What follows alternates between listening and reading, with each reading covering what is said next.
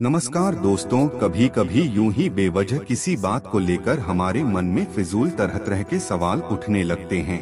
अगर कभी कोई हमें कुछ बात कह देता है तो वह बात हमारे मन में बार बार घूमते रहती है और उस बात को लेकर हम अक्सर बहुत तनाव में आ जाते हैं और इस वजह से हमारी सेहत पर इसका बहुत बुरा असर पड़ता है।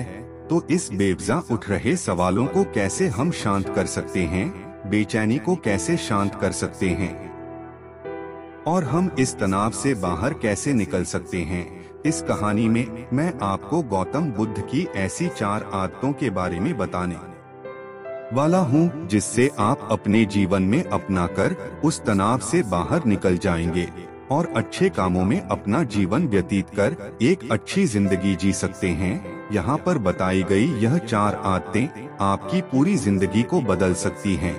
अगर आप इन 4 आदतों को अपने जीवन में अपना लेते हैं तो फिर आप अपने जीवन को एक खुशहाल जिंदगी में बदल दे और फिर आपका मन कभी भी बेचैन नहीं होगा, ना ही उदास रहेगी और ना ही बेफिजूल के कामों में व्यस्त रहेगा। तो आइए इस कहानी को शुरू करते हैं। एक बार एक बौद्ध भिक्षु किसी पेड़ के नीचे ध्यान कर रहा था।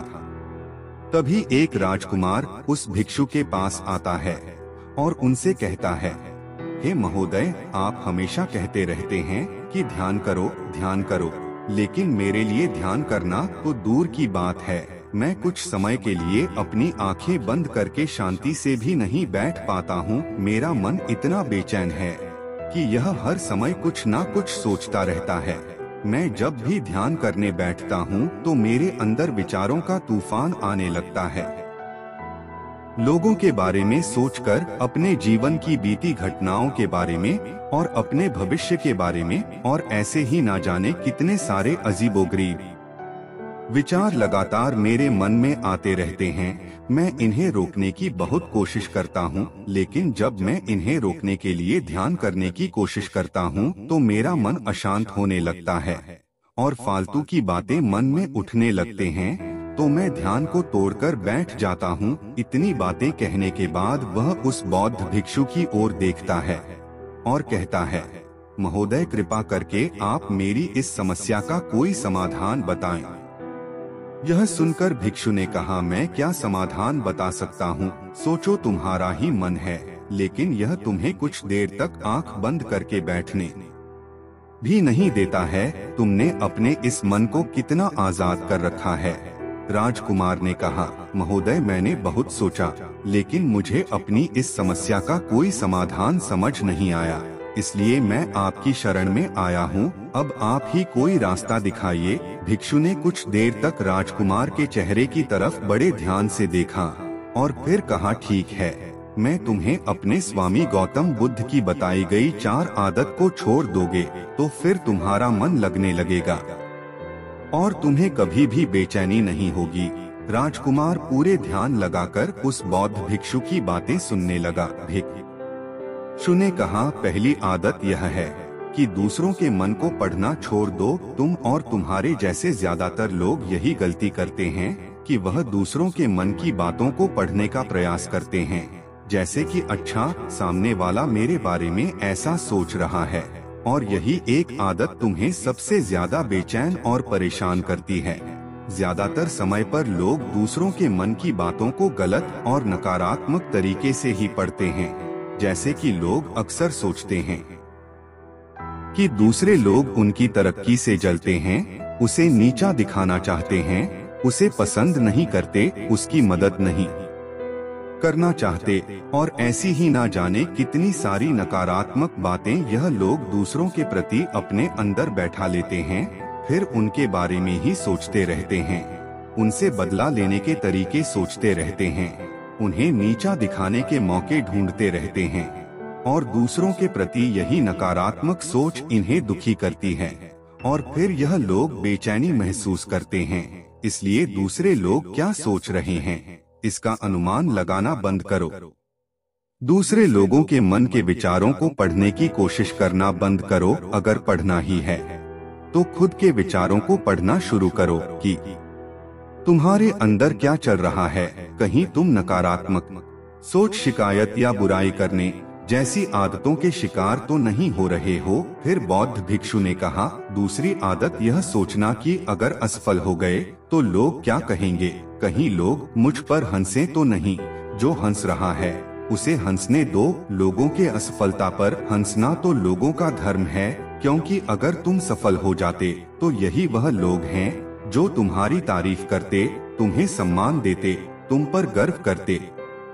अगर तुम अपनी सफल होने पर दूसरों से तारीफ की उम्मीद करते हो तो अपनी असफलता पर उनके हंसने से तुम्हें दुखी नहीं होना चाहिए। और समस्या कि यही है कि हम इंसान असफलता को बुरा मानते हैं, जबकि असफल होना सफल होने से भी ज्यादा जरूरी है, क्योंकि बिना असफल हुए सफल इंसान के अंदर घमंड और दूसरों को खुद से छोटा समझने की भावना पैदा करती है, जबकि असफलता हमें विनम्र रहना, धैर्य रखना और लगातार प्रयास करना सिखाती है।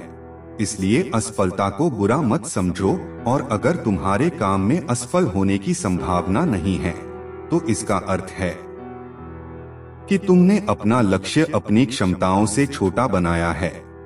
और अगर लोग तुम पर हंस नहीं रहे, तुम्हें ताने नहीं मार रहे हैं, तुम्हारी बुराई नहीं कर रहे हैं, तो इसका मतलब तुम अंदर से मरे हुए हो। तुम अपने मानसिक सीमाओं से बाहर जाकर कुछ नया करने का प्रयास नहीं कर रहे हो, क्योंकि असफल भी वही होता है जो कुछ नया करने का प्रयास करता है।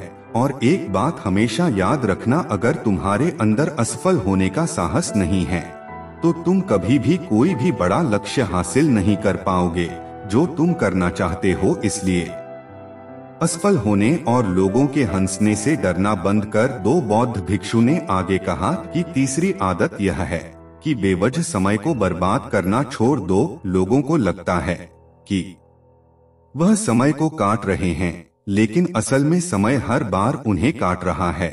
लोगों के द्वारा समय को व्यर्थ के कामों में बर्बाद करने का केवल एक ही कारण है, और वह यह है कि उन्हें लगता है कि उनके पास बहुत समय है, जबकि सच्चाई यह नहीं है, क्योंकि उनसे पहले वाले लोगों को भी यही लगता था कि उनके पास बहुत समय है, लेकिन उन्हें पता नहीं चल पाया कि कब समय बीत गया और उनका बुलावा आ गया।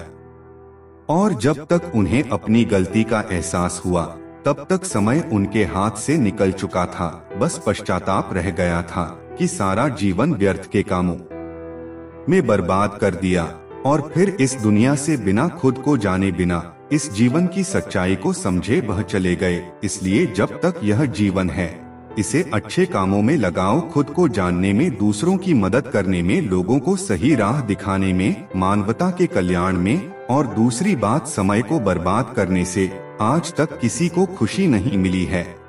हालांकि समय काटने से तुम्हें क्षण भर की खुशी तो महसूस हो सकती है, लेकिन जब तुम्हें होश आता है और तुम देखते हो कि कितना सारा समय बर्बाद किया जा चुका है, तब तुम्हें खुद पर क्रोध आता है और तुम पश्चाताप के भाव से भर जाते हो। और फिर यही पश्चाताप का भाव तुम्हारे अंदर तनाव पैदा करता है और तुम बेचैन हो जाते हो और लगातार अपनी उस गलती के बारे में सोचते रहते हो। फिर तुम्हारा किसी भी काम में मन नहीं लगता और तुम उदास रहने लगते हो, और यह चक्र लगातार चलता रहता है, जिसकी शुरुआत हुई थी समय को काटने से। इसलिए समय को काटना बंद करो और वह करना शुरू करो जो जरूरी है। बौद्ध भिक्षु ने आगे कहा, चौथी आदत यह सोचना छोड़ दो कि मुझसे बड़े बड़े लोग नहीं कर पाए तो मैं कैसे कर पाऊंगा। असल में दूसरों से खुद की किसी भी चीज में तुलना करना ही व्यर्थ है, और यह तुलना करना ही हमें हानि पहुंचती है। सबकी परिस्थितियां अलग अलग होती हैं, सबकी सोच अलग है, और क्या हुआ अगर दूसरे नहीं कर पाए तो हो सकता है कि तुम ही कर जाओ, क्योंकि अक्सर वही लोग इतिहास रचते हैं जिनसे ज्यादा उम्मीद नहीं होती। और फिर हो सकता है कि जिसे तुम बड़ा समझ रहे थे, जिसके लिए तुम सोच रहे थे कि उसने बहुत मेहनत की है, बहुत प्रयास किया है, उसने कभी उतना प्रयास किया ही ना हो, केवल मेहनत करने का दिखावा किया हो, क्योंकि ज्यादातर लोग कभी उतनी मेहनत करते ही नहीं है जितनी उन्हें अपने लक्ष्य प्राप्ति के लिए करनी चाहिए। और दूसरे लोगों के सामने यह दिखाने का प्रयास करते रहते हैं कि मैंने तो बहुत मेहनत की थी, लेकिन मेरी किस्मत ही खराब थी। और यही वो लोग हैं जो दूसरों को बातों ही बातों में कहते रहते हैं कि जब इतनी मेहनत करने के बाद मैं सफल नहीं हो पाया तो तुम कैसे हो पाओगे, लेकिन अंदर ही अंदर यह इस बात को जानते हैं कि उन्होंने कभी उतनी कोशिश नहीं की थी जितनी उन्हें करनी चाहिए थी। यह बस दूसरों की नजरों में अपनी इज्जत बचाने के लिए और इस डर से कि कहीं दूसरा व्यक्ति इनसे आगे ना निकल जाए, यह अपने अधूरे प्रयास से घबराते रहते हैं और दूसरों को डराते रहते हैं कि जब मैं नहीं कर पाया तो तुम कैसे कर पाओगे। इसलिए किसी दूसरे असफल व्यक्ति को देखकर यह सोचना छोड़ दो कि तुम भी कहीं असफल हो जाओगे। तुम बस अपना सर्वश्रेष्ठ प्रयास करो और बाकी सब समय पर छोड़ दो। भिक्षु ने आगे कहा, अगर तुमने यह 4 आदतें छोड़ दी तो तुम्हारा मन एकदम शांत हो जाएगा और फिर तुम जहाँ चाहो वहाँ अपना मन लगा सकते हो। इतना कहकर वह भिक्षु शांत हो गए और राजकुमार को भी अब समझ आ चुका था कि उसे क्या करना है। उसने मन ही मन उन 4 आदतों को छोड़ने का निश्चय किया। उसने उस बौद्ध भिक्षु को धन्यवाद किया और वहां से चला गया। दोस्तों, हमें यह नहीं सोचना चाहिए कि लोग मेरे बारे में क्या सोच रहे हैं। अगर मैं कोई काम करता हूं तो लोग मेरे उस काम को लेकर हंसेंगे। इसके अलावा हमें अपना फालतू समय बर्बाद नहीं करना चाहिए। इसके अलावा हमें कभी भी यह नहीं सोचना चाहिए कि अगर किसी व्यक्ति से कोई काम नहीं हो पाया है तो मैं उसे नहीं कर पाऊंगा। अगर आप मेहनत से किसी भी काम को करते हैं तो कोई भी काम छोटा या बड़ा नहीं होता और एक ना एक दिन सफलता अवश्य मिलती है। तो दोस्तों, अगर आपको यह कहानी पसंद आई है तो इसे लाइक करें और चैनल को सब्सक्राइब कर बेल आइकन दबा लें और कमेंट करें और अपनों तक शेयर करें। तो आज के लिए बस इतना ही। फिर मिलूंगा आपसे अगले दिन ऐसे ही एक और नई कहानी के साथ। धन्यवाद।